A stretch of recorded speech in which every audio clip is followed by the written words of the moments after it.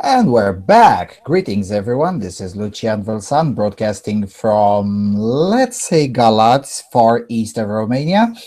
And as always, alongside with me is Herr Jon Gunnarsson broadcasting from Deutschland, and our producer, James Huff, making sure everything works just fine, broadcasting from the United States. Greetings, gentlemen. Hi there, Jon. Good evening. How are you doing? I'm doing fine, considering that I'm just 2 kilometers away from the former Soviet border.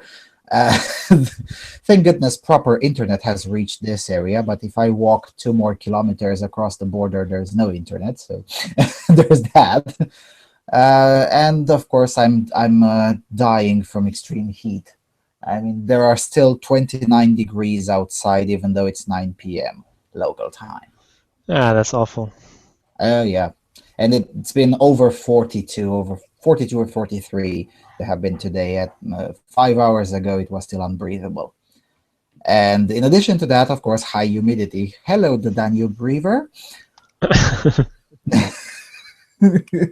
How about you? How's the weather on your end? It's actually quite nice. It's a bit too warm for my taste, but it's more like in the 30-degree area, not 40. Mm, So it's still bearable. to be fair, everything that goes over 28 is barely bearable, and everything that goes over 40 should be criminal. Yeah. Anyway, so for anyone listening, we might refer to the chat sometimes if you want to see what's going on there. It's on the front page of ivoiceformen.com. There's somewhere in the right side of the page. It's called the Unlimited Fedoras IRC chat. And with that said, let's get to the first item on the agenda. We have a very short agenda, but with a lot of bullshit to talk about. Anyway, the first item coming from the British Brainwash Corporation: UK girls are becoming more unhappy. Study. Girls in Britain are becoming more miserable, suggests the Children's Society's annual report. Amongst 10 to 15-year-old girls, the charity's report says 14% are unhappy with their lives as a whole and 34% with their appearance. Researchers were told of girls feeling ugly or worthless. The figures for England, Wales, and Scotland for 2013-2014 represent a sharp rise in unhappiness on 5 years before. By contrast, the study found that boys' sense of happiness remained stable. The charity's annual Good Childhood Report, now in its 11th year, draws its findings on teenagers' happiness from the Understanding Society survey, which gathers data on 40,000 households across the United Kingdom. Children's Society and University of York researchers examined responses on the well-being of 10 to 15-year-olds. They found that between 2009-2010 and 2013-2014, on average, 11% of both boys and girls said they were unhappy. But the latest available figures for 2013-14 showed the proportion of girls saying they were unhappy had risen to 14%. It follows research recently published by the Department for Education, which showed the mental well-being of teenage girls in England has worsened compared with their counterparts in 2005. The study highlighted the growing pressure of social media and suggested that the tough economic climate had created a more serious generation of young people. Lucy Capron from the Children's Society told the BBC Radio 5 Live, quote, "This isn't something which can be explained away by hormones or just the natural course of growing up. Actually, this is something that we need to take seriously and we need to address." The proportion of girls reporting being worried about their looks rose from 30% for the period as a whole to 34% in the year 2013-14, while the proportion of boys unhappy with their appearance remained unchanged at 20%. Megan, 12, said, quote, "The only time I'm not happy is if people are judging me or being mean and things like that. With people at school, they post things on social media and they try to make everyone think that they are perfect. Sometimes it makes me feel not annoyed, but I don't want to look at it anymore because they just do it all the time and it gets on your nerves." Skipping a bit. Whilst teenage angst is nothing new, Miss Capron said, quote, "What's new and what the Children's Society have unveiled is the scale of the problem, particularly the fact that the gap between boys and girls is getting wider, and that's something that we should be worried about. The reasons for the deteriorating picture for girls are not clear," says the charity, but the report finds that emotional bullying, such as name-calling, is twice as common as physical bullying among boys. The report also suggests that girls are more likely to spend extended periods on social media, which has been linked to a higher risk of mental ill health. Ms. Capron said relationships and the way they are played out on social media are big drivers in a young person's life. Some other research has shown that girls are spending a lot more time on social media, up to 3 hours a night in some cases, and we need to make sure that's done in a safe way, she said. In another study, childcare professionals have published evidence that children could be worrying about being fat or ugly at a younger age, with girls particularly affected. The Professional Association of Childcare and Early Years says staff have noticed children as young as 3 being worried about their appearance. Overall, nursery staff, childminders, and nannies looking after under 10s in England reported hearing children expressing unhappiness with parts of their bodies and with their body size, describing themselves or another child as fat, saying they feel ugly or less good looking than someone else, refusing food for fear it will make them fat. The risk is that these views could prompt eating disturbances and depression later in life, according to Middlesex University child development lecturer Dr. Jacqueline Harting. She suggested that media images and adults chatting about diets could lead to negative body images in children. Parents can help boost body confidence, for example, by praising children for acts of kindness rather than for their looks, she advised. The association is calling for more support and government guidance on these issues. So, government guidance on the issue on how children feel after they look on Facebook? Of course, of course. Why shouldn't it be government guidance? Who else could do it? Because it's inconceivable that, I don't know, people's or children's parents or their friends might talk to them about that. No, no, no. Yeah, I mean, without guidance from the government, what we would all do? I mean, it's a miracle that all of us have survived till adulthood without any government guidance on this topic. In all seriousness, there was a guy from the European Union. He's dead now, or like in his 90s. 15 years ago, he said in the European Parliament that it's a miracle that children have survived, his generation of children has survived whilst having to wear sweaters with hoodies, because apparently those are dangerous because 1 in like 5 million children might choke on them. So I'm not joking. I mean, the guy was very serious, and he eventually succeeded. I mean, the sweaters with hoodies that you can find today in the European Union, unless they're made in China and illegally imported, they're actually quote unquote safer because they have removed that elastic that would make them tighter. Not joking. I mean, it's amazing. So it's the same thing here. I mean, there should be government guidance to tell everyone how to speak with their children about what body issues and what to make from social media posts. That's interesting. Government talking about social media. That sure can end only great.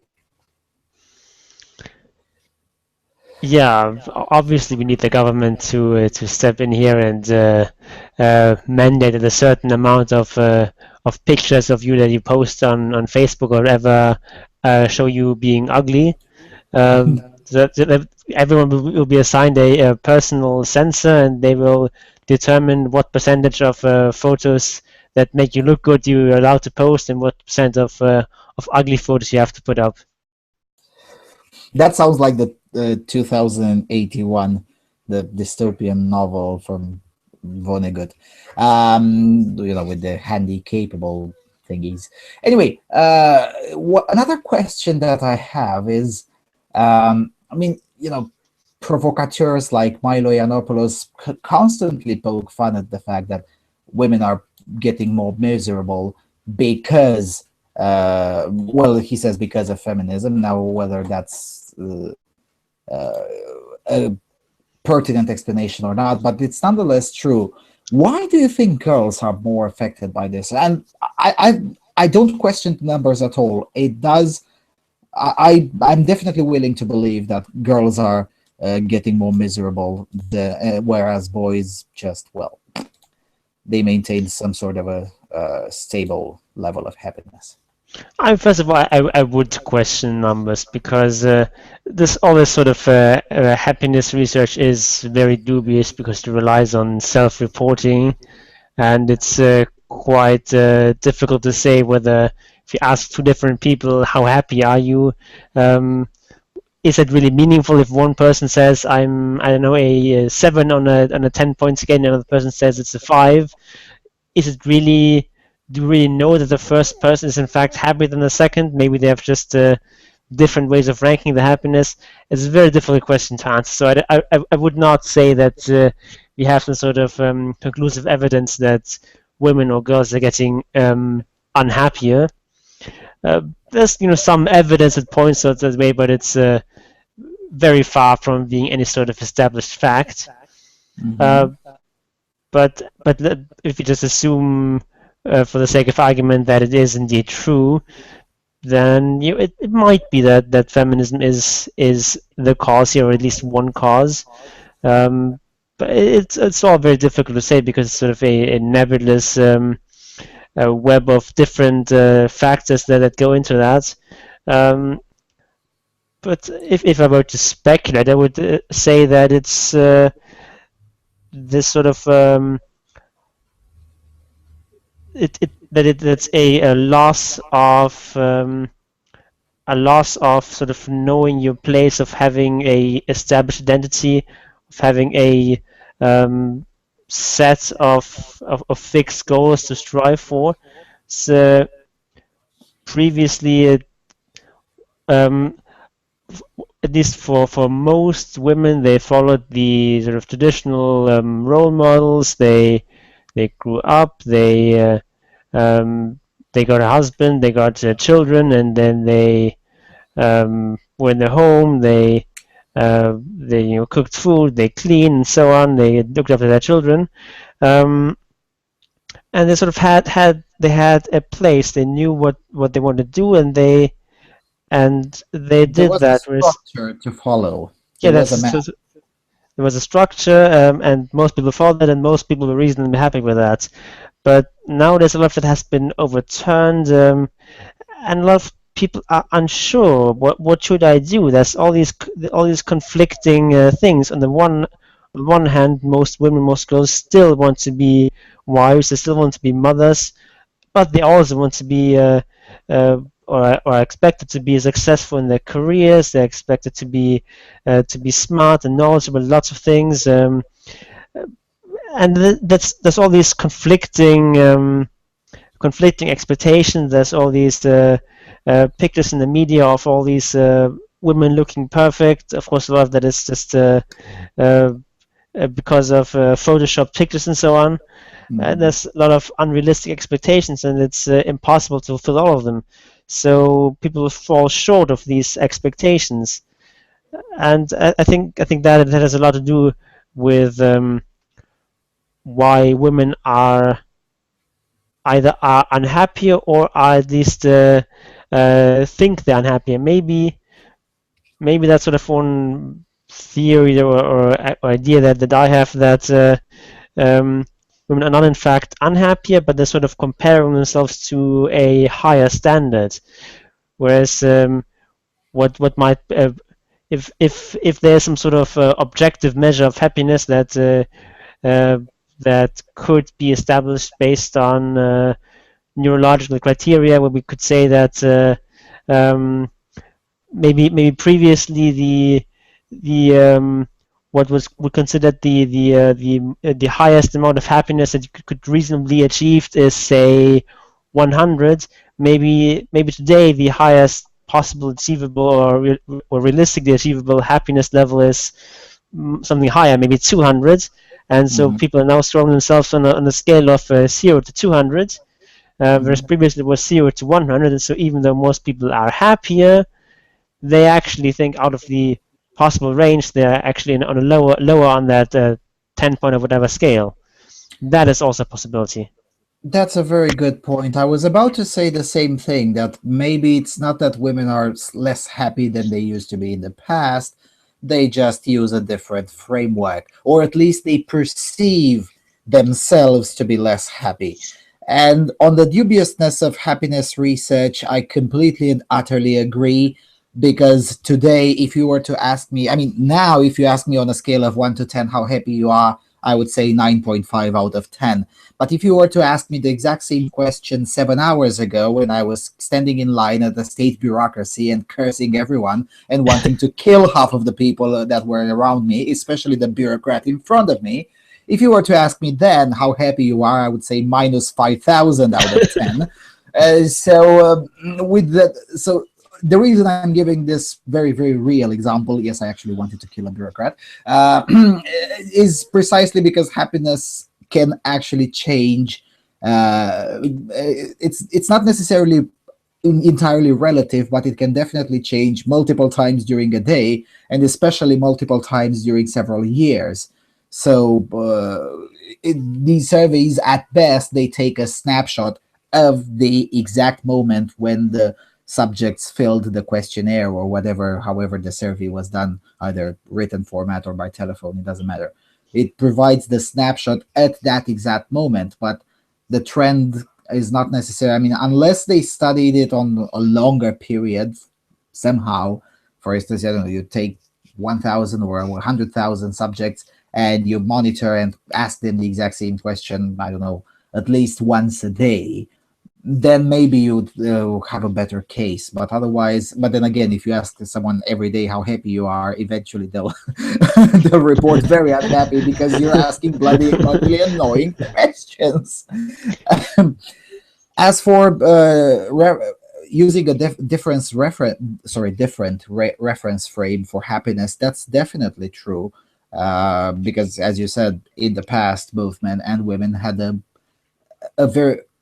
much narrower range of things to aspire to, and when using that reference frame, it was reasonably easier to achieve happiness. Whereas now the range is far wider, and that's sometimes a good thing. Yay, more diversity. On the other hand, that's actually problematic. Fuck, the social justice warriors ruined the language.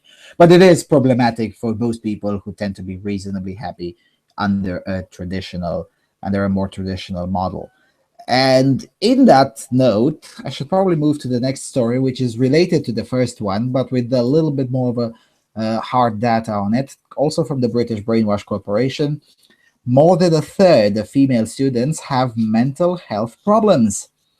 1 in 3 female students in the United Kingdom has a mental health problem, a survey suggests. This compared with about a fifth of male undergraduates, the YouGov survey of 1,061 students found. Overall, some 27% of the students said they had a mental health problem. This rose to 45% amongst lesbian, gay, bisexual, and transgender students. Universities UK said the institutions were working hard to develop good services that linked in with the National Health Service. Of those students who said they had a mental health problem, 77% had depression and 74% had anxiety. Now, I don't think anxiety necessarily qualifies as a mental health problem, but anyway. In May, statistics published by the Office of National Statistics showed student suicides had risen to their highest level since numbers were first recorded in 2007. These figures for 2014 showed there were 130 suicides in England and Wales amongst full-time students aged 18 or above. Of those, 97 deaths were for male students and 33 for females. There has been concern about the level of mental health support services provided by universities, but the survey showed students were broadly aware of the mental health services offered by their universities. Skipping a bit. Some 18% of students had already made contact with university mental health services, and of those who had, nearly 9 out of 10 had seen a counselor. Of those surveyed, 30% of males and 27% of females said they would not feel comfortable in talking about their mental illness with friends or family. Chief Executive of Universities UK, Nicola Dandridge, said universities took student mental health very seriously. For some students, an unfamiliar higher education environment can be stressful, particularly for those who already have an underlying illness. Some students are reluctant to disclose their difficulties, which can also present a challenge for universities seeking to support them. But she added that the development of policies and anti-stigma campaigns was beginning to address these issues. The challenge for universities is to build on the support services and external links that that exist already, enabling referral to the National Health Service where necessary, she said. It is important to remember that university well-being services, however excellent, cannot replace the specialized care that the NHS provides for students with mental illnesses. Universities of UK also said it had issued guidance to all universities last year with advice on dealing with students with mental health issues. So, maybe they perceive themselves as more unhappy because they have more mental health issues. Now, I know I realize that this is a different age category, but nevertheless, both of these articles have been published in August, and several other publications have reported on similar studies being made in France and the United States. Now, I don't know how generalized the phenomenon is, or even if there is a phenomenon, but nevertheless, is this a case of science diagnosing mental illness better than in the past, or an actual case of increase in incidence of mental health issues amongst 18 to 24-year-olds? Yeah, I really don't know. I would expect that it's more of the former than the latter. That it's mostly this stuff being more recognized today. Not that it necessarily occurs more often, but I'm not sure, because I mean it does seem that the numbers are very high, though it's they of course include a sort of broad category of things. I don't know, people who have anxiety. I don't know how much anxiety you would have to have for that to classify as a mental health problem. I mean, most Yeah, people feel anxious about things from time to time. I don't know if that's a mental health issue. I don't think so either. I mean, I could definitely understand why, if someone suffering from, I don't know, let's say borderline personality disorder might react differently in an anxious inducing situation. Now, that's a mental health issue, but anxiety per se, I don't think that's the case of calling someone from as suffering from a mental health issue. Yeah, I'm also wondering if what the way we're dealing with mental health issues today is actually helping. Whether it's whether putting a lot of emphasis on treating these kinds of issues and taking them very seriously is the right approach, or because it seems that in the past mental health issues were not a huge problem. I mean, certainly there were madmen and so on, people who were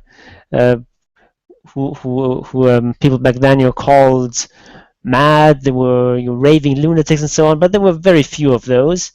But for most people, they managed to function reasonably well. Maybe they just hid their unhappiness and their anxiety, whatever it is, better than they do today. And maybe that maybe they suffered more from that than people do today. I don't know, but maybe it's also the case that the way we approach mental health today makes it come out more that because we're constantly talking about these things, that more people think that oh, I'm having some sort of a problem. Maybe I'm depressed, or maybe I have this or that mental disorder, and let's just get to the doctor and get some sort of prescription for whatever antidepressants or some other kind of medication, or maybe even get some sort of disability leave, and that's quite nice to have, or something like that. I don't know. It's something that I've often asked myself, and I don't have any sort of definitive answers here. Yeah, well, as someone who lives in that kind of society that you described as past, it's very present in in my surroundings. That is to say, mental health is regarded as something that you go to a psychiatrist for, And just because you're a little bit anxious, you don't go to a psychiatrist for that. You toughen up, you suck it up, and you move on. That's what you do. Nevertheless, it is true. I mean, there was recently a report published by some NGO, very similar to this one, but it wasn't referring to Romanian students, but rather Romanian youngsters in general. And they said something like this, that like a third of youngsters suffer from some sort of mental illness and whatnot. But fortunately for the rest of us, the National Association of Psychiatrists came out and said, look, we do have a problem that some patients don't come to us in time and things get worse, but let's not get ahead of ourselves. I mean, come on, if a third of this country had suffering from a mental health issue, we would have all known by now. So I think it is a little bit of that, because I kind of doubt that a third of, I mean, unless you have a very broad, relaxed, I don't know how to put it, very lax definition of mental health issue, unless you use such a loose definition, I find it very hard to believe that a third of female students and a quarter of male students suffer from some sort of mental disorder. I really don't think so, because if that had been the case, we would have seen not only, I mean, they only look at one factor, suicides, but that's probably the least important factor, because mental health issues rarely end in suicide, but they do end in other situations like intentional self-harm, things of that nature, or even harming others. Whereas in reality, the youngsters in Britain are probably the least violent youngsters in many generations now. So that's why I regard it as rather dubious when they say that, oh my God, a third of female students. I don't think so. I really don't think so. It's just a bit too much, and probably, and I don't know, in the case of Britain, it kind of applies the same rule as in the United States, and it doesn't apply to the rest of us on continental Europe, namely that they kind of do have this tendency to overdiagnose. I mean, for instance, ADHD, it occurs in less than 1.1% of children in France, but it occurs for some reason officially in 30% of children in the United States. Someone somewhere is doing a bad job at diagnosing it. It's probably not the French. I mean, as much as I love saying bad things about the French, this time I think this time they have it right. I mean, it's just impossible for me to even comprehend that a third of American children are really that downtrodden to be suffering from a severe attention disorder. It's probably something more to do with selling the drugs and the prescriptions. Yeah, it's also probably they use very expansive definitions of ADHD. I don't know, sometimes having trouble focusing or something like that. If you define that as ADHD, then yeah, of course you're going to get huge numbers. If you define it like that, I'm surprised they only found like 30%. Yeah. Back in my days, they were like 90%. If you were to use that definition, but maybe because school itself was crap. Just saying. That's sort of the problem with the mental health issues. There's no really clear-cut definitions of what qualifies as a particular condition and what doesn't. Like when and we've seen cases in the past, admittedly most of them in the States, very few of them in Europe, where basically rambunctious boys have been diagnosed with some sort of a disorder when in reality they were just rambunctious young boys. And then medicated into oblivion with all sorts of drugs, highly strong, powerful drugs that alter their biology their neurobiology, to be more precise. Yeah, and this sort of classification is sort of a very general problem in psychology and in psychiatry. It's like if you want to know how a psychiatrist define psychopathy or schizophrenia or whatever, is that they don't have any sort of fixed definition. They just have sort of a checklist of different symptoms. If you fill out, you have 9 points on that particular checklist, then congratulations, you're schizophrenic. Yeah. But whether it's 9 or 7 or 5 or whatever, that's sort of an arbitrary cutoff point, and there isn't really a correct answer to say this is a schizophrenic or this guy's just a little bit weird. Yeah. There's no clear-cut distinctions. It's all on a continuum. Yes, and considering that the brain is still a very complex thing for us hairless monkeys, we don't fully understand it yet. I mean, there are obvious cases where you can't really disagree with the diagnosis. Yep, that's a schizophrenic. But then there are a lot of cases where the nuances are very gray, and that's when the personal subjectivity of the doctor may come into place. And sometimes the doctor sniffing around could be correct, but sometimes it can be deadly wrong. But yeah, I mean, I don't know. For instance, my former math teacher, the guy is a fucking genius. I mean, if you look up his name on mathematical forums, you'll definitely come up with problems proposed by him. Some of them still unsolved in world mathematics.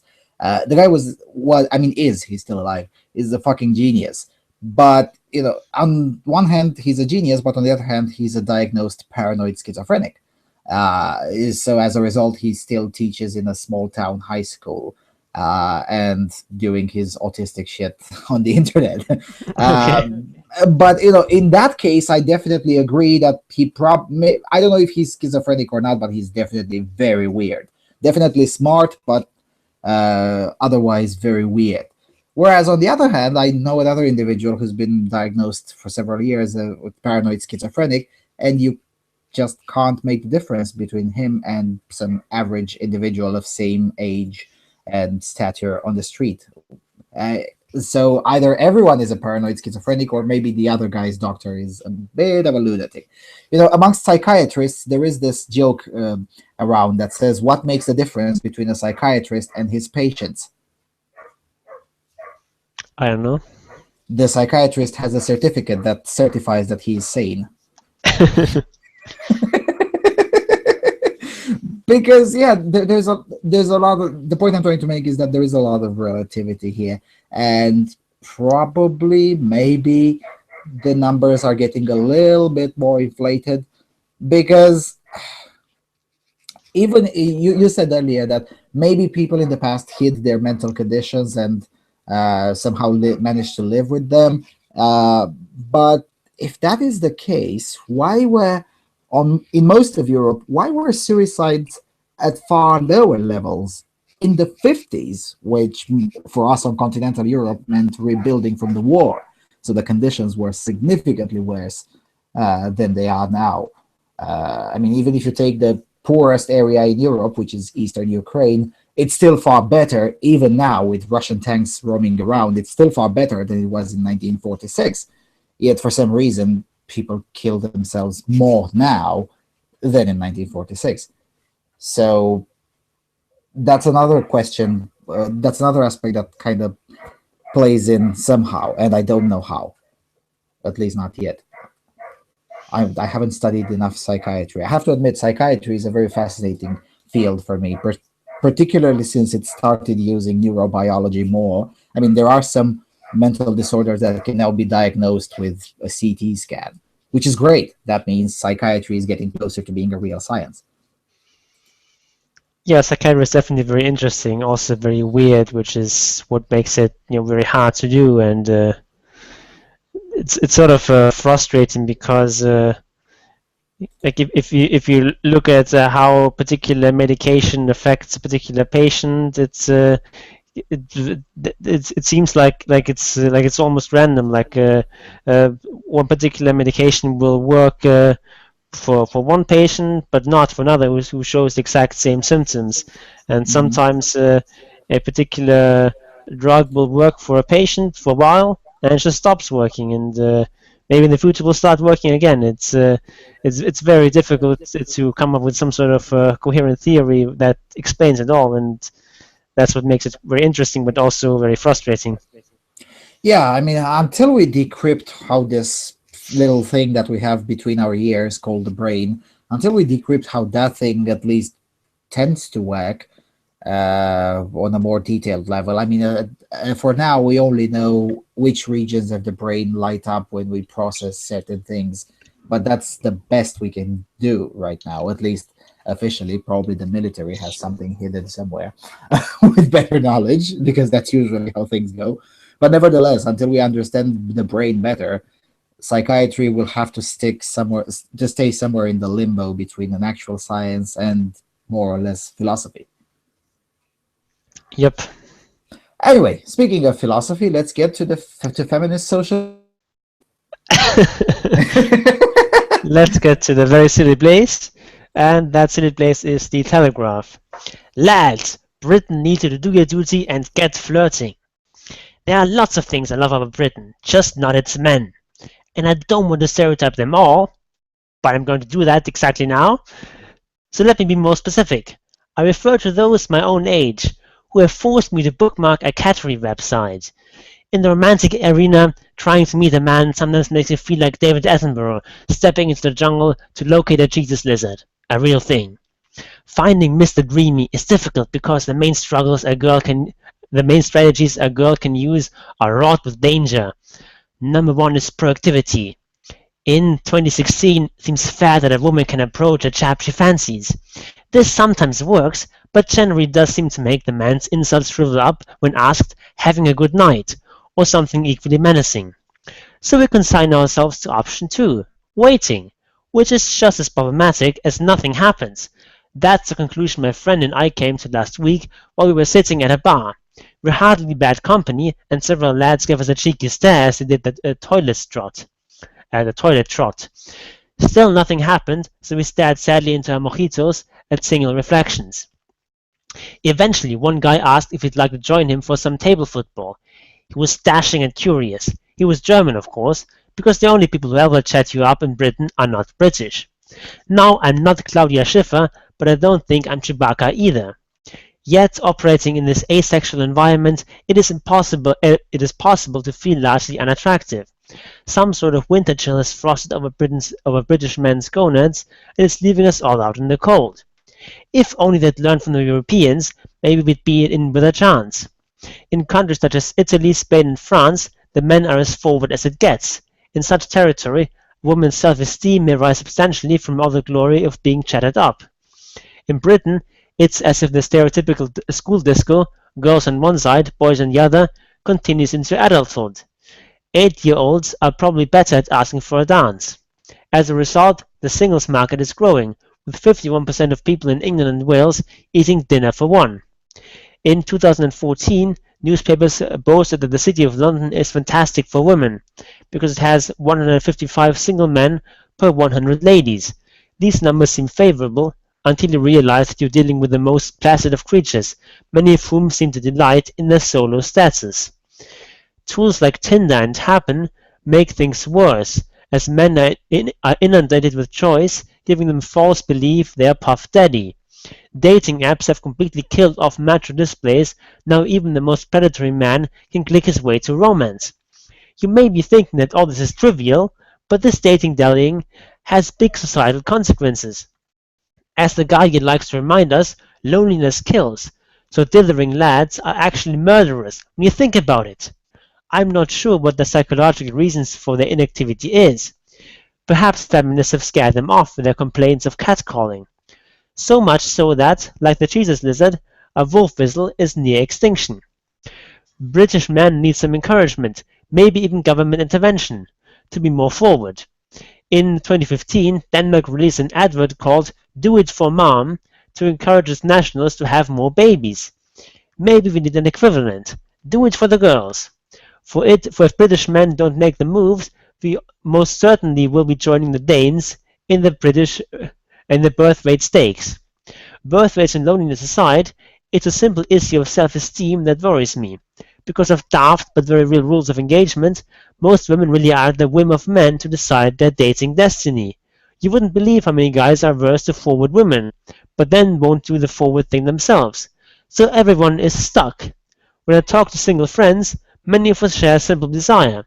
We just want to be talked to more. Frankly, it's getting us down. British lads, please find your gonads. Wham! Someone call the ambulance. I don't know. Maybe they should have thought about that before they made it a hate crime to speak with a woman. Just saying. And I'm not joking. It is a hate crime if the woman says so. So I don't know. Just saying. I mean, maybe this conversation should have been taking place before there is a policeman or a policewoman at every corner waiting to record more hate crimes, misogyny hate crimes. That's the legal term, by the way. I mean, maybe just maybe that would have been an appropriate time to have this conversation and not now. Yeah. Also, she says that making the first move herself sometimes work, but generally doesn't. Well, it's kind of the same for men when they approach a woman. It usually does not work. Sometimes it does. Most of the time it doesn't. Yeah, welcome to being our equals, baby. I hope you like it.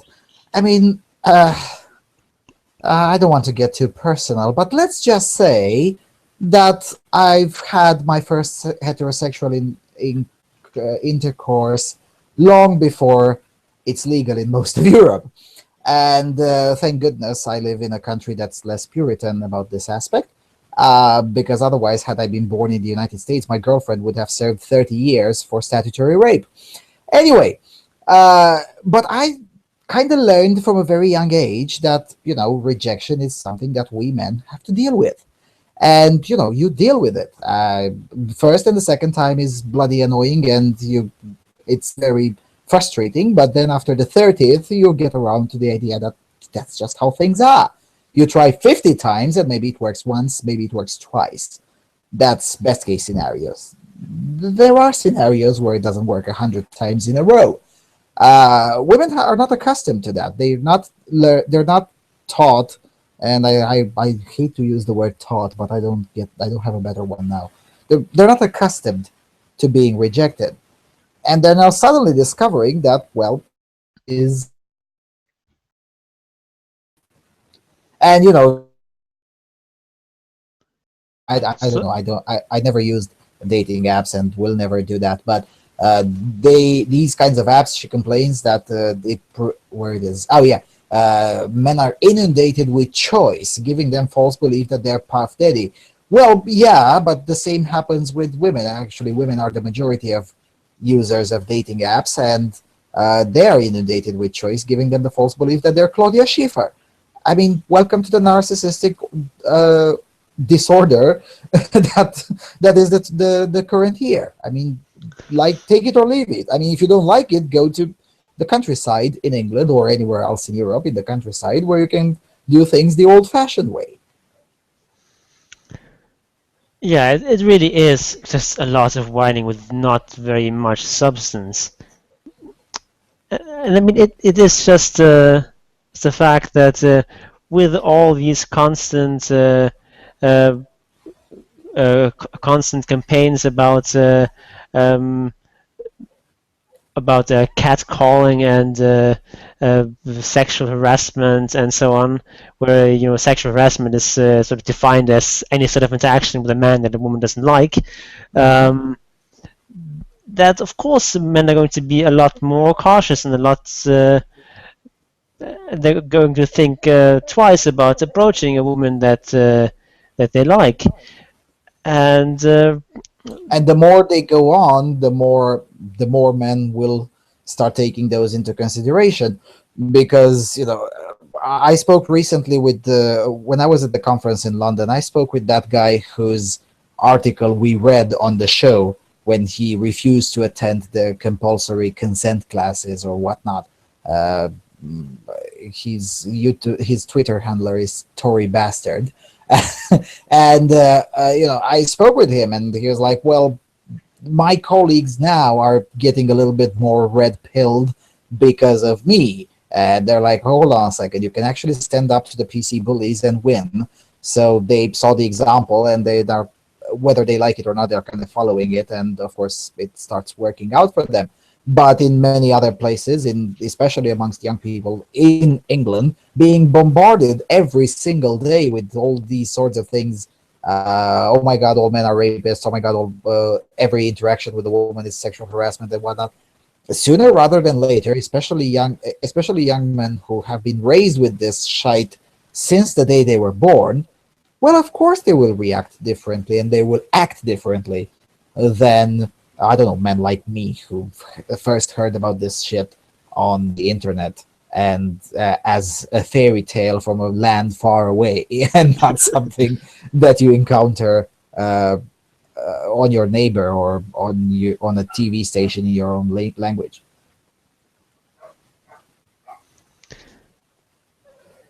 Yeah, and it's she says that most of her friends want to be approached by men and talk to more and so on. But of course, the caveat here is that they only want to be approached by those men that they find attractive. They don't want to be approached by all the creeps, where creeps is defined as anyone they don't find attractive. Oh yeah. And that's the problem. Just says that I know men have all the power and they decide the dating destiny and so on. But that's not really true. I mean, you still need both parties to agree, and with this sort of current arrangement, the standard arrangement where the man approaches the woman,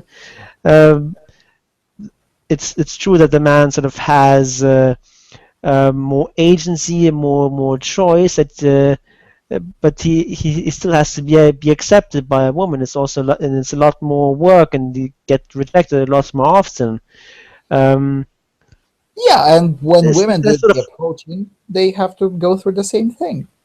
yeah, I mean Most of the there's time. advantages and the drawbacks of both approaches, and Absolutely.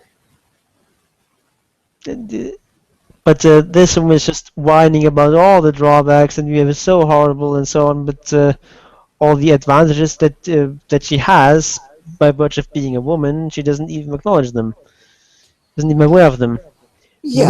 Maybe she should check her privilege. Yeah.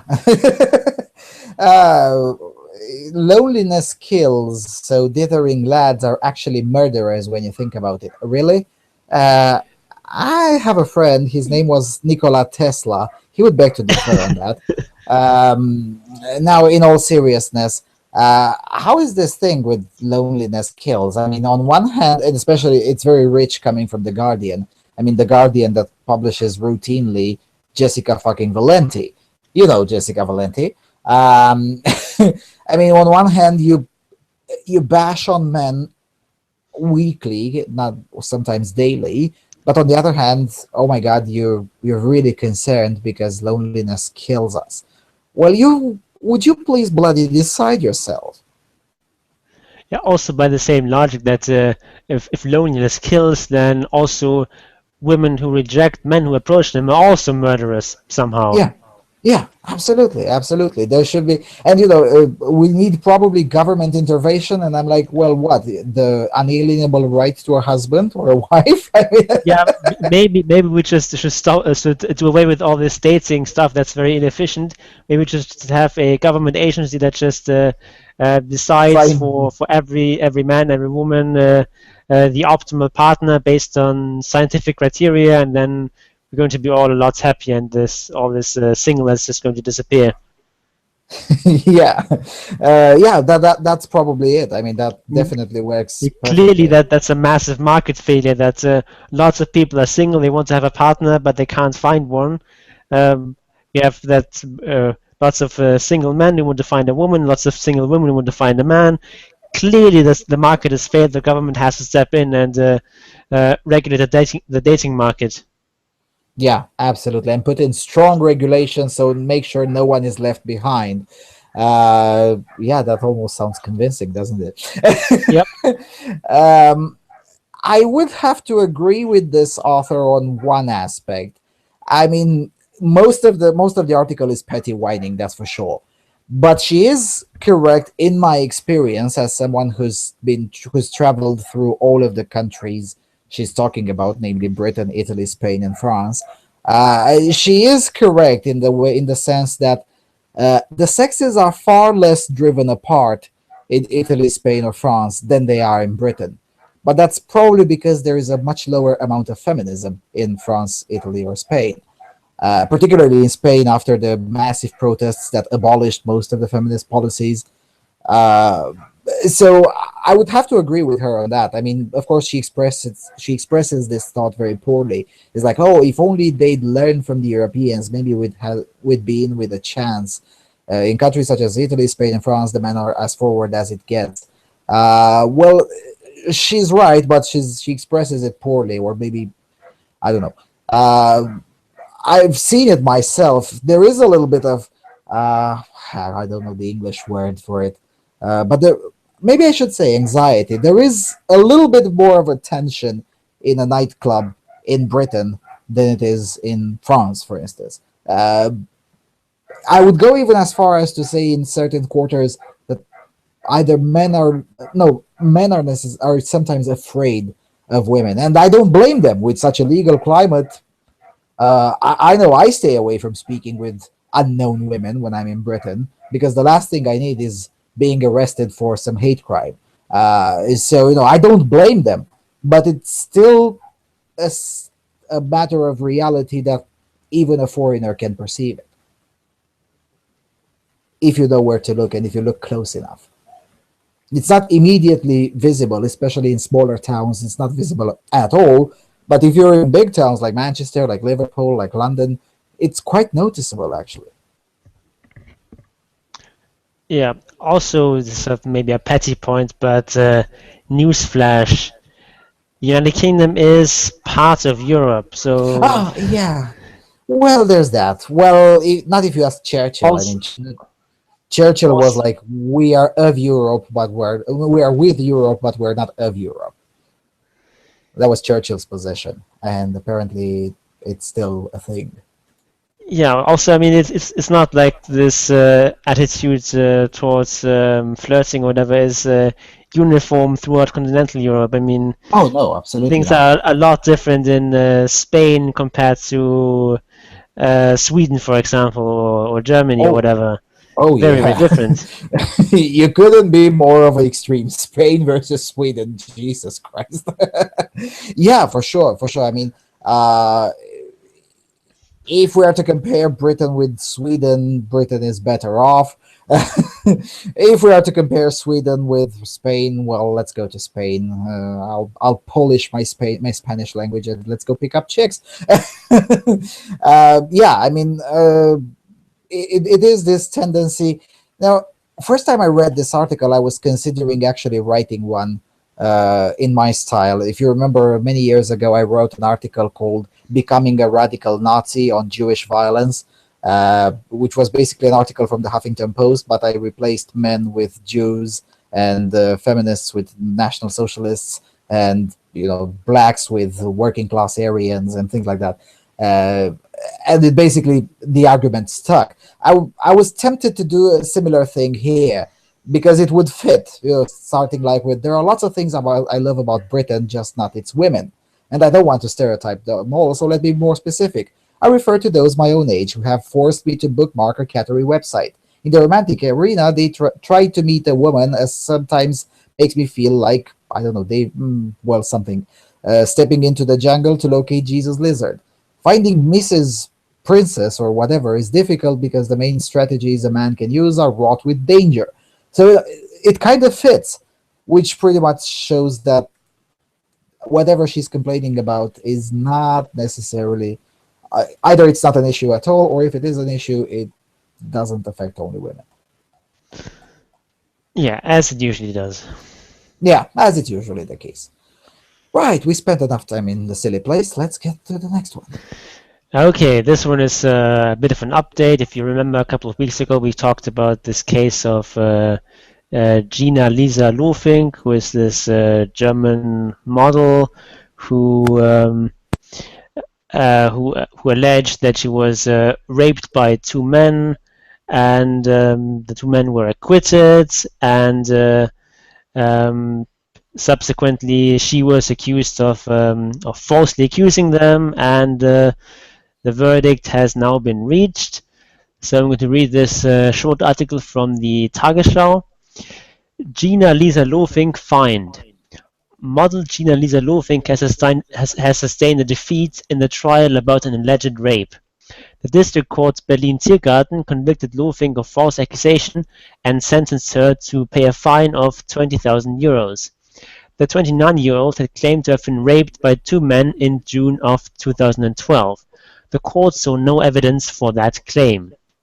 The men had already been acquitted earlier. Lofink's lawyers demanded that she be acquitted. Under tears, the accused said in a final statement that what the two men had done to her had been perverse and nasty. She repeated her claim that she didn't want the sex and didn't want to be filmed. The prosecution demanded a fine of 24,000 euros. The court decided on a fine of 80 daily rates of 250 euros each. So in Germany, the fines that are issued in case like that are tied to your income. So there's a fine of income for 80 days, which works out to 20,000 euros. Lofink's guilt had been proved, the court declared. She had deliberately made false claims. The sex had been consensual, but Lofink had signalized that she disagreed with the filming. And also in an earlier trial, one of these two men has been sentenced for illegally filming her and putting that some of the material up on the web, and he was also fined. Received a fine of 90 daily rates, though it actually worked out to a much lower amount because his income is much lower. And in a further update on this update, Lofink is appealing this verdict, and so it's not quite clear whether they'll actually stand on the appeal. That sounds interesting. Now, how is that supposed to work? The final amount is lower because the income is lower. I mean, is this thing with punishments, financial penalties imposed based on income? Yeah, because if that is the case, I could actually commit most of those crimes because, well, legally I don't earn anything in the European Union. So, I mean, it does sound like a bad system to me. Yeah, I mean, basically the idea is that you want to deter people and you want to have a sort of a similar degree of punishment or a similar degree of sort of, I guess, harm inflicted on people of varying incomes. Because I mean, if you have a fine that's fixed at, say, 1,000 euros, that's a very hefty fine for someone who makes, say, who only makes when makes 1,000 euros per month. But if someone makes, you know, 1 million per month, then that's nothing. So that's why they have these daily rates. I don't actually know if there's some sort of minimum daily rate. If you're someone who, say, on welfare, doesn't have a regular income or something like that, I don't know actually how that works. The thing is that I understand the logic. On the other hand, it's an open door for all sorts of abuses. I mean, basically, if you're very rich, you can end up paying huge amounts of shekels for some petty crimes. At the end of the day, if they're finable, you can end up paying quite a lot for very, very petty crimes. Now, with regards to filming, and oh my god, I didn't consent to filming, I don't know what to say. If it was on that guy's property, I don't think it really matters. Morally speaking, I mean, you're in my house, tough shit, I'm going to film everything. That's how it should work. I mean, if it was on her property, then that's fine. It makes perfect sense to be punished for that because, well, you were on the lady's property and you were supposed to, well, abide by the rules of the house. But if you're on my property, well, I'll not be that sympathetic. I actually don't know exactly where they were. I'm not sure on this, but I believe they were in some sort of hotel room, but don't quote me on that. So I don't know whose property they were on.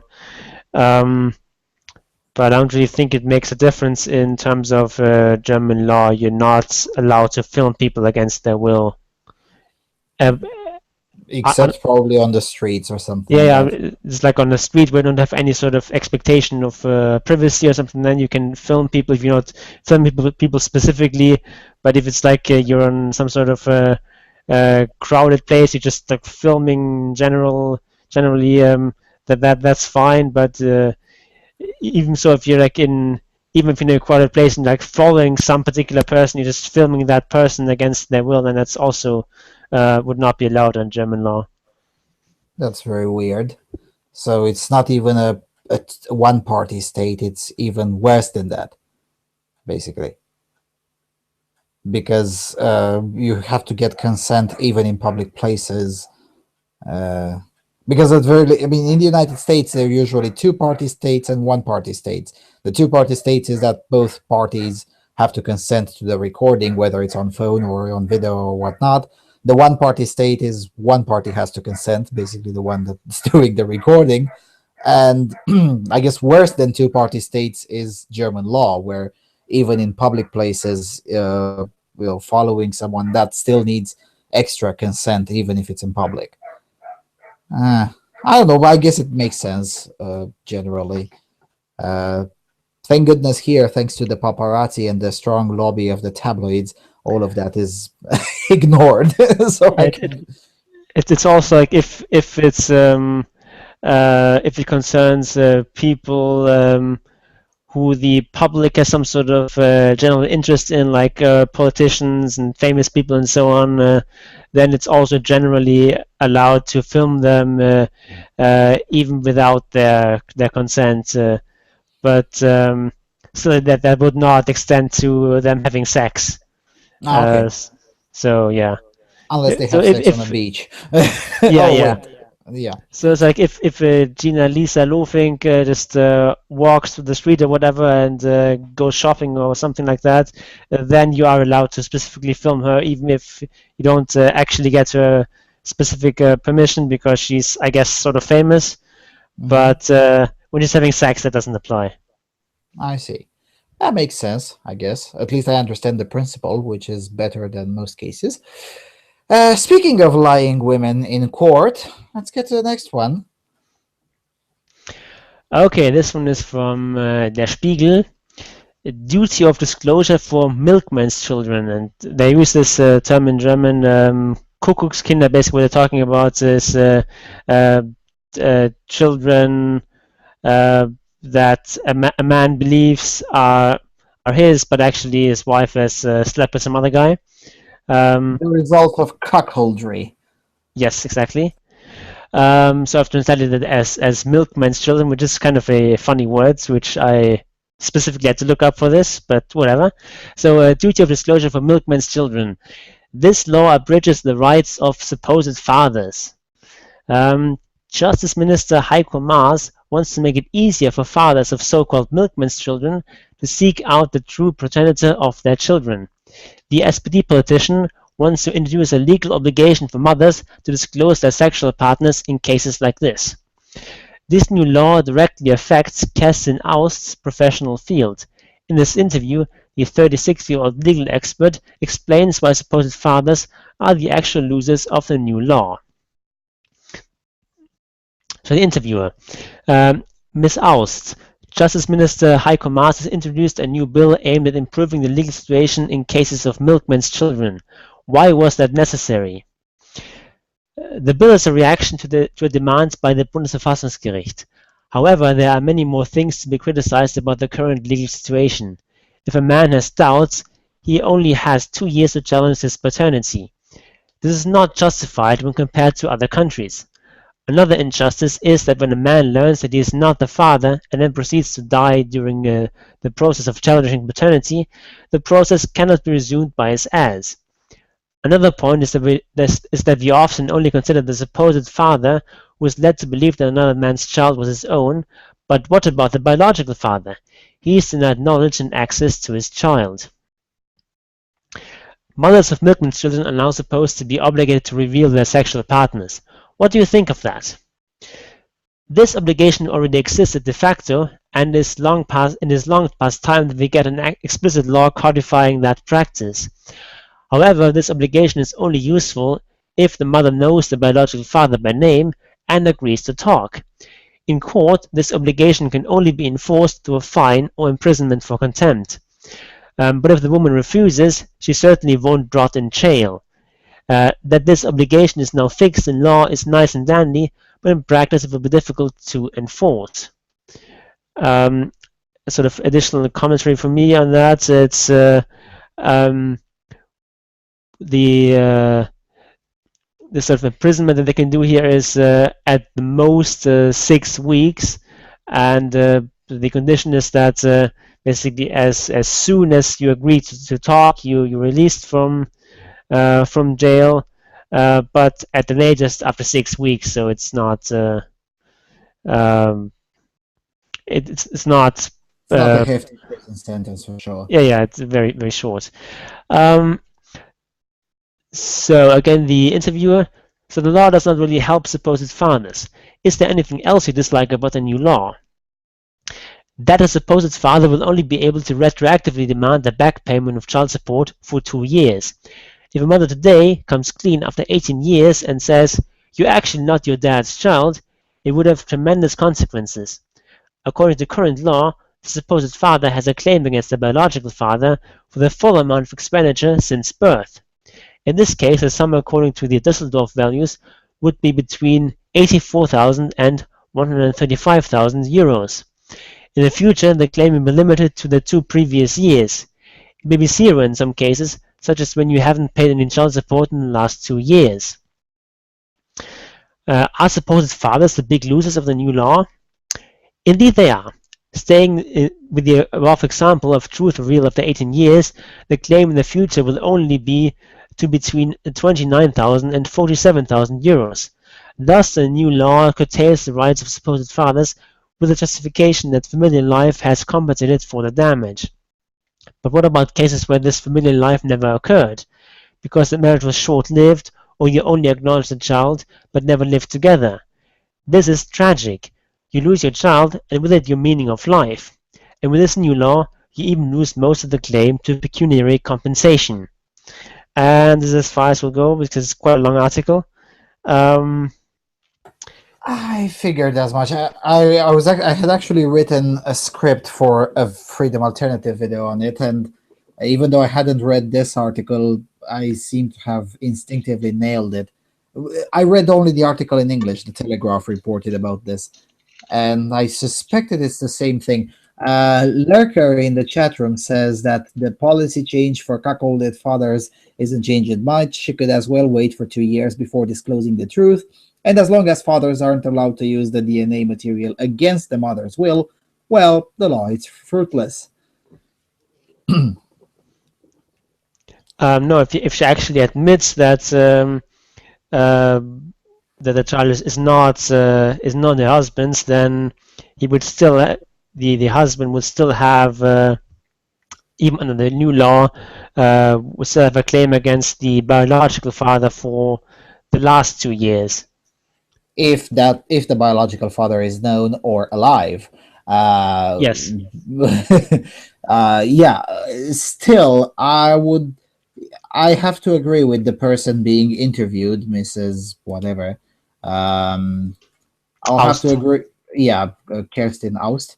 I would have to agree with Mrs. Aust that that's not a particularly great situation to be in. I mean, as far as I understood, and correct me if I'm wrong, as far as I understood today, a cuckolded father can claim for since the moment of birth, right? So this law would actually restrict things rather than making them better, right? Yes. So then why is there so much fuss about it? Because it makes things worse. I mean, I would have expected feminists to be happy about this. Yeah, I don't know. It's probably it's sort of the idea that woman is forced to reveal her sexual history, and that's an intrusion of privacy and so on. And yes, it is, but maybe it's your own fault if you pass off another man's child as your husband's. So that's sort of a much bigger violation. And if you do that, then at least the least you can do is actually reveal the true father of the child if you know that. Yes, and it is a violation of privacy, but that matters for as long as it's there is at least in Roman law or civil law, there is that thing, acting in good faith. But that's definitely not the case. I mean, you already lied about who the father is, so you're definitely not acting in good faith. That's one thing. The second thing is that probably most of these issues wouldn't exist if we were not to have these gigantic socialist maximal states, because lying about who the father is in a context where the welfare state doesn't exist, well, that's a social issue, but much less of a legal issue. I mean, it's not really that much of it's a social and a medical issue, but not necessarily a huge legal issue. But considering that it's usually taxpayers' money involved and also money extracted by force from innocent men, well, the situation is a lot more serious than the hell with your privacy. Yeah. Also, it's basically if you're in a situation you're a mother who has lied about the father of a child and then it gets discovered. What is this new law actually supposed to do? You can just say, well, I don't remember. I suppose I had sex with that one guy, but I don't know. I guess his name was Mark or something like that. Maybe Marcus. Don't quite recall. What are they going to do? Yeah, because if she says that she doesn't remember, well, you can't force her to remember, nor you can test whether she's lying about remembering or not. And to make things worse, I think it's and correct me again if I'm wrong, but as far as I remember, um, children cannot actually force other men to be subjected to DNA test unless those men are listed as their legal father. So basically, if I basically even if she says, "Well, I think it's Marcus," then you can come up with a list of, well, I don't know, maybe one or two Marcuses that your wife might have known in that period, but you can't actually force those men to be subjected to DNA tests, can you? Yeah, and why the hell would they agree to do that if they're not forced to? So, Yeah. okay, That's you can have definitely. this then your DNA test done, and if you win, you get to pay 50,000 euros. Yay! Yeah, so much win. No, I mean, I suppose there would be cases where they would accept, such as men who actually wanted a child and Yeah. their partner hid that from them. Um, uh, Basically, we chose a different father for financial reasons, but those cases are rare. Most of the cases, I don't think the milkman or whatever the English term is uh, would be very willing to accept such a test. Uh, yeah. It's also quite insane. Yeah, suppose you had sex with some woman I don't know 20 years ago, and you never knew that a child resulted from that, and then um, suddenly you just get hit up with this claim. Come on, pay me 100,000 euros for this child that you've never seen before. Yes, and another aspect, if the aggrieved party, that would be the cuckolded husband, can only claim reparations for the last 2 years, well, what happens when the offspring is, I don't know, let's say age 22, when all of this comes up? I mean, last 2 years, well, there was no child support involved to begin with, wasn't it? Yep, so he gets nothing. So it gets nothing. I mean, the whole thing is a clusterfuck, isn't it? Yeah. I loved how you paused a little bit. Yeah. All right, speaking of clusterfucks, I guess we should get to the last clusterfuck of the evening, coming Also, from... I Go guess what I ahead. also wanted to add is that it's also a bit of a problem that he has no sort of claim against the wife, who's actually the main guilty party. Yeah, Uh, she just gets away completely scot free. yeah, especially if she talks. I mean, if she doesn't talk, oh my God, she might spend up to 6 weeks in jail. But if she talks, she gets away scot-free, even though she is the main guilty party. I mean, in this radically egalitarian world, we're taught to believe that crime has no sex. But paternity fraud is actually a very, very sexed crime. I mean, I'm still waiting to find the first man guilty of paternity fraud. Just saying. Yeah, it's not exactly very easy for men to do that. Yeah. Uh, anyway, let's get to the last clusterfuck. I think we already know what Jon will say about this piece of news. Coming from Svenska Dagbladet, the investigation military conscription to be reintroduced in Sweden in 2019. Conscription is to be reintroduced in 2019 with basic military training for both women and men within the framework of the law on national service. This policy proposal comes in light of the governmental investigation on the future supply of personnel in the armed forces, sources told Svenska Dagbladet. If the proposals are agreed upon, conscription will be back in Sweden in a few short years.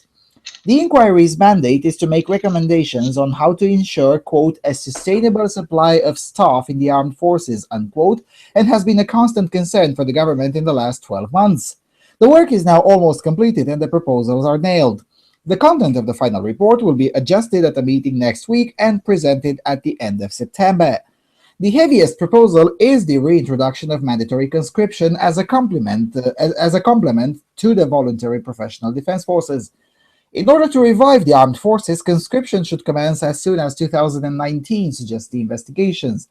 Sources also told Svenska Dagbladet that the recruitment agency is already preparing to hand out questionnaires in 2017 to the country's 17-year-olds as a basis for future selection before enrollment. Skipping a bit, the big difference from the old-time general conscription is that only a few thousand in each year of about 100,000 people will be drafted for compulsory service in the armed forces. Both women and men are to be required to do military service according to the law on national service introduced in 1995. The law is gender neutral and is meant to apply equally to all. Yeah, we'll see about that. Investigators on behalf of the government is Annika Norgren Christensen, former defense politician and member of parliament for the Green Party. She would not comment on the proposals before the staff investigation handed over the paper to the government, but told Svenska Dagbladet that the directives are specific and that it is clear what the government wants us to achieve.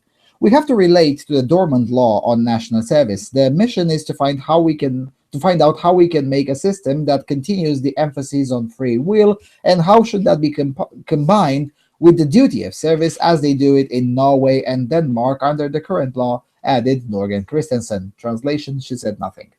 A central question is how will the recruitment authority shall make the selection when selecting which ones to actually do the military service. The investigation is based on the current system where everyone aged 18 fills in a so-called contingency basis questionnaire on its website with issues of health, education, interests, and much more. Now, however, that questionnaire is being used to bring in volunteers. When conscription will return, this process will be advanced by 1 year, and it will encompass all the 17-year-olds as well. But how many 18-year-olds who will then be charged for will then be drafted for enrollment, and who will determine how many of those the defense forces actually need? So far, the figure has averaged to around 4,000 per year. But the commission's proposals will be higher, and that includes the volunteers. What that part, the pattern is supposedly based on fitness, willingness, and interests in military defense. Now, again, how is that supposed to work in the concept in the framework of conscription? Nobody knows. Total enrollment should, however, not go over 10,000 people every year. About a third will be coming from military conscription. The committee's proposals will be gender neutral as mandated by the law. Blah blah blah blah blah blah blah blah blah blah blah. Oh yeah. Women and men are to be treated equally with the same rights and obligations and signed on the same grounds without a quota system. The guidance, however, will still be focusing on merchantability and preferential treatment of the underrepresented group at the same qualifications. That will be non-white people will be helped at all turns. Sorry, I have to translate from Swedish to English and then to proper English.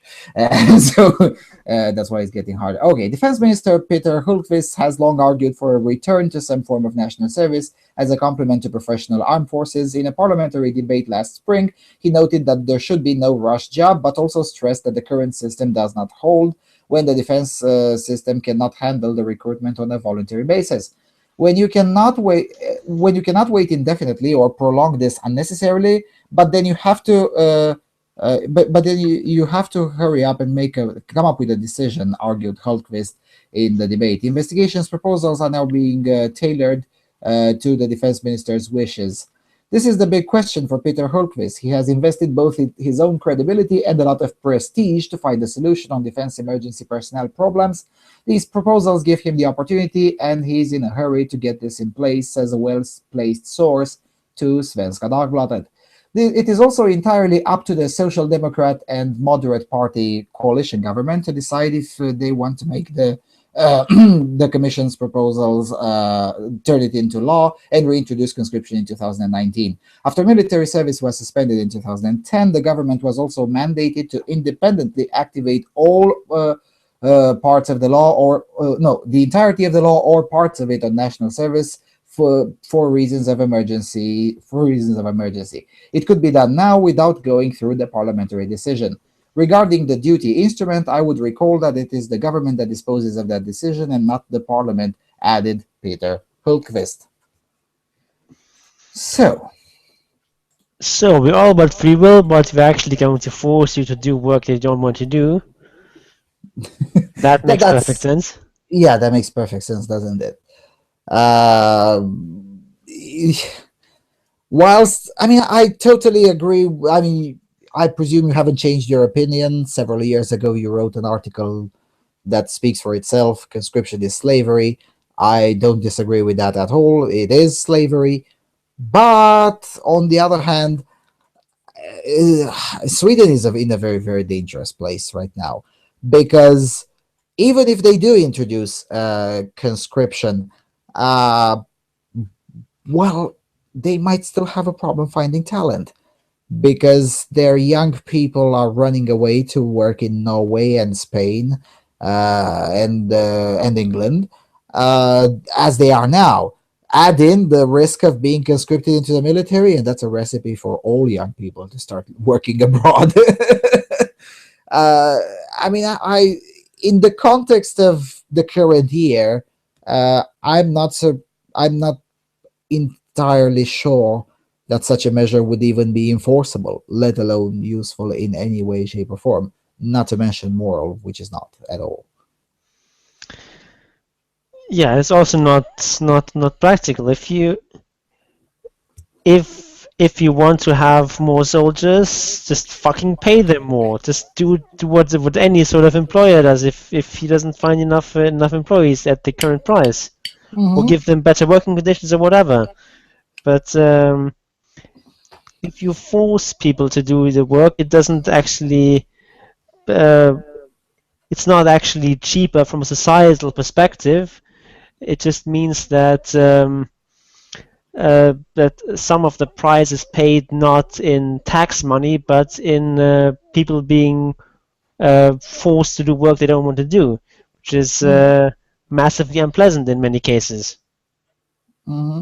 Yes, and it's also go ahead, please. And it means that young men who are conscripted bear a vastly disproportionate amount of the costs of the military. Then, yeah. In addition to being inefficient, if I want to build a tank, I would like my workers to do their best to build my tank.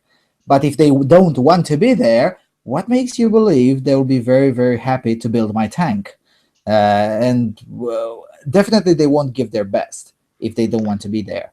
Same goes with, military training, whatever.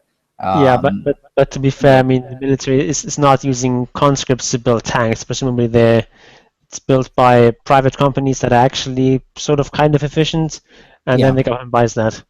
yeah. Fair enough.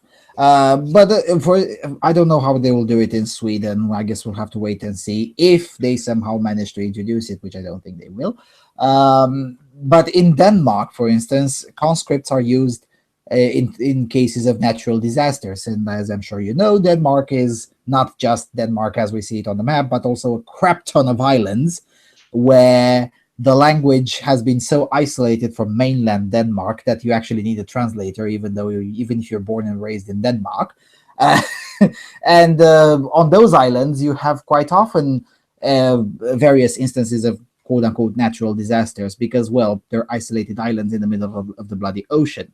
So, yeah. And the military literally loans soldiers to the emergency situations department to use them as quite literally slave labor to carry rocks and whatnot to clean the area after a natural disaster. And this is very, very common practice in Denmark. Same in Cyprus, same in Greece. I don't know about other countries. Actually, other countries, they have that in law, but they don't actually use it. But Denmark, Greece, and Cyprus use it constantly. And this individual said that she wants basically the same thing as they do it in Denmark. If that is the case, we could reasonably expect to see soldiers mowing the snow during the winters and things like that. I mean, I would be very surprised if that won't happen, if they indeed want to follow the Danish model. Yeah, I mean, I have no problem with them doing that. Just don't use conscripts for that. If you need people to mow snow, then just pay them wages that people are willing to accept for mowing snow. No problem with that. But Yeah. uh, why do you have to force people to do that? Mhm. And in the case of Sweden, I just have to put that on the air. If you want more personnel in the military, of course, they should pay them better. And secondly, maybe, just maybe, try recruiting them without bullshit. I mean, have you seen a recruitment ad for the Swedish military? I mean, even if you were to torture me, I would never work for the Swedish military because of the way they recruit.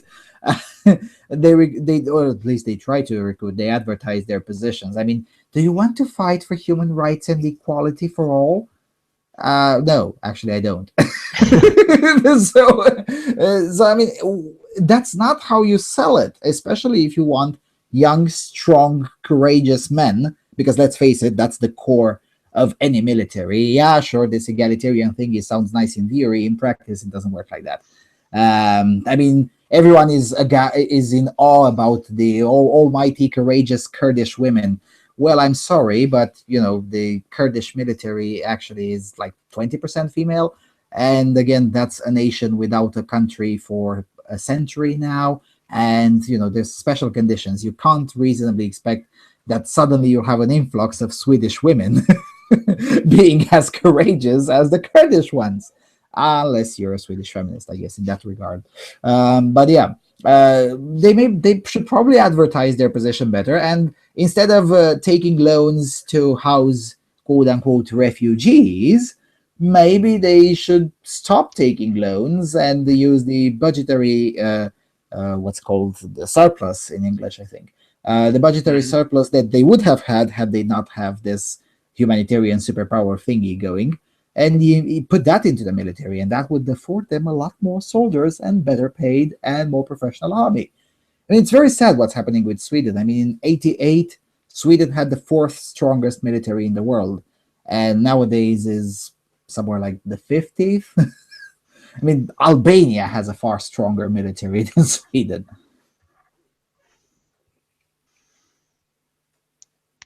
Yeah, I mean, I guess Sweden doesn't need a super powerful military. It's not like they face some very strong threats from somewhere. I guess I mean Russia, but Well, I recently there was a Russian submarine wandering around the Swedish territorial waters. Uh, yeah, but I Admittedly, mean there are no Russia immediate. Go ahead, please. Yeah, Russia's not going to invade a NATO member anytime soon, and Well, Sweden is not a NATO member. isn't it? No, Oh, no, it's not. Sweden is oh, not I in didn't actually know NATO. that. Yeah, so there's that. I mean, Sweden is not a NATO member. Norway is. Norway is actually one of the founding members, but Sweden is not. Sweden is very proud in its neutrality, which was a good strategy in the 80s when they had the fourth strongest military in the world. But nowadays, when you're weaker than Albania, I don't know. I don't know. Maybe that's not such a great idea. And conscription is, I don't think that can fix anything. Yeah, I guess maybe it makes the expenditures for military more palatable because the brunt of the burden falls on young men, and no one really cares about those. So maybe that's sort of the rationale behind that. But it certainly uh, isn't moral. It isn't economically efficient. Yeah, maybe it And is politically again, expedient, but that's the best I can be said for it. yeah, because and again, it's not enforceable. I mean, let's not forget Sweden has no borders, and that means anyone can go in, but also anyone can get the fuck out of there. And how the hell are you going to stop young people, young men in particular? I mean, they already go in droves to seek work in Norway or, surprisingly enough, in Italy and Spain.